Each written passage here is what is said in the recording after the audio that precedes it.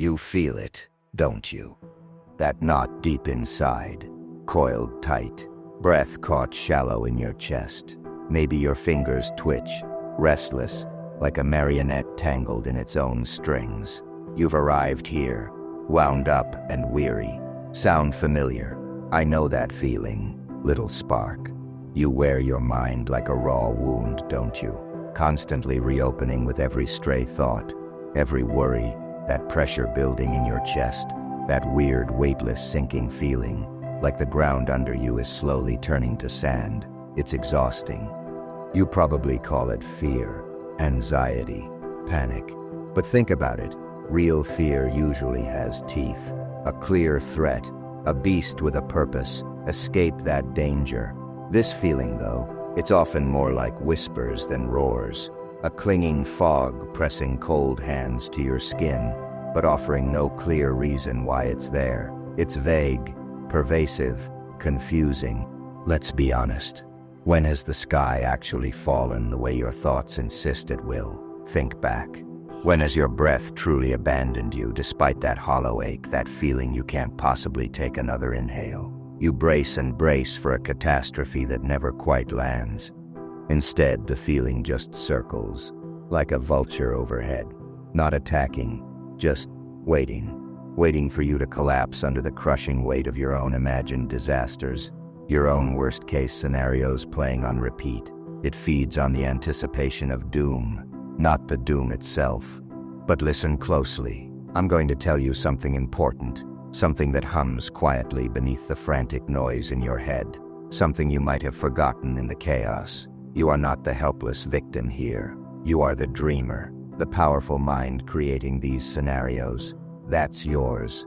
This anxiety, this trembling, this constant ache. What if it's not a sign of weakness, but the byproduct of a mind too powerful, too expansive for its own cage? What if it doesn't mean you're fragile, but that you are fundamentally vast, capable of imagining futures, scenarios, possibilities far beyond the present moment? It means your thoughts stretch far, sometimes too far, too deep. They spill out into futures that haven't been written yet, filling those empty, uncertain spaces with loud echoes of things that may never actually happen. Your imagination is so potent it can build terrifying worlds out of pure potentiality. And that ability to imagine, to simulate, to feel potential futures so intensely, that is your gift, a superpower even. Though right now it feels like a burden because you haven't yet learned how to wield it without hurting yourself. It's like having immense strength but no control. You keep accidentally breaking things, including yourself. You cannot silence the waves of your mind, that constant ebb and flow of thought and feeling. Trying to force mental silence is like the moon, trying to command the ocean tide to stop, impossible and frustrating. The thoughts, the feelings, the unease, they will continue to rise and fall. Fighting them is exhausting and futile. But, and this is the crucial shift, you can learn to float. You can learn to ride the waves without being pulled under. You can let the current carry you for a bit, without thrashing, without panicking, without drowning in the turbulent waters of your own making. The goal isn't to stop the waves, it's to learn how to surf, or at least float. So next time that familiar unease grips you, that cold fog starts to roll in, try something different. Don't immediately recoil. Don't shove it away reflexively or numb yourself instantly.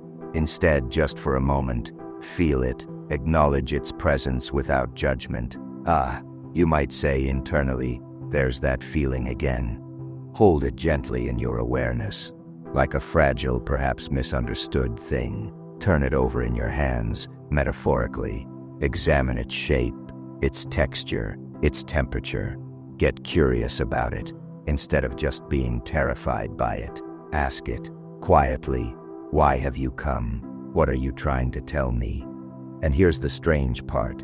When you truly calmly ask anxiety why it's there, demanding a specific, concrete reason for the impending doom it predicts, it often has no real answer. It stammers. It relies on vague possibilities. on what-ifs, not concrete certainties. It's a master of illusion, not fact. Watch it then. Watch how it shifts under your calm observation. See how it tries to take form, tries to press itself into something solid and real, tries to convince you its vague whispers are legitimate warnings, and then, because it has no solid ground, watch it start to dissipate. Let it pass like mist curling through your fingers, like wind moving through an open door. It will return, of course.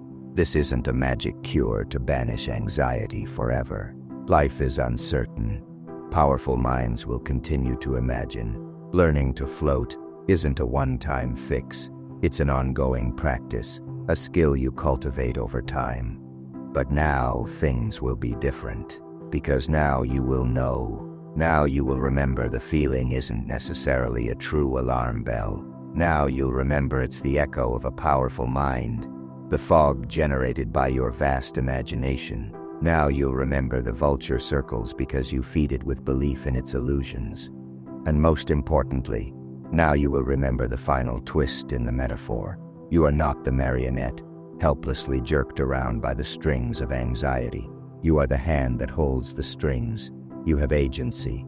You can choose how you relate to the strings, how you move with them, even when they pull tight.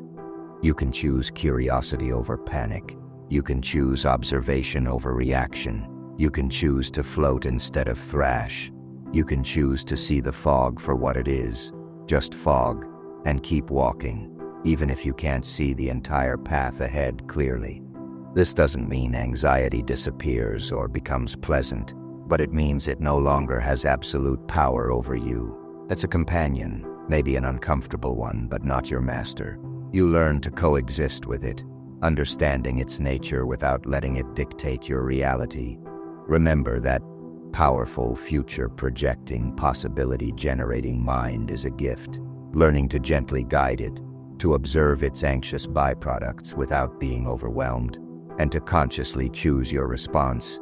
That's how you wield the gift responsibly. That's how the dreamer learns to shape the dream, instead of being trapped within it. So next time the fog rolls in, take a breath. Remember the waves. Remember the vulture. Remember the strings. Remember you are the dreamer, the hand, the one learning to float.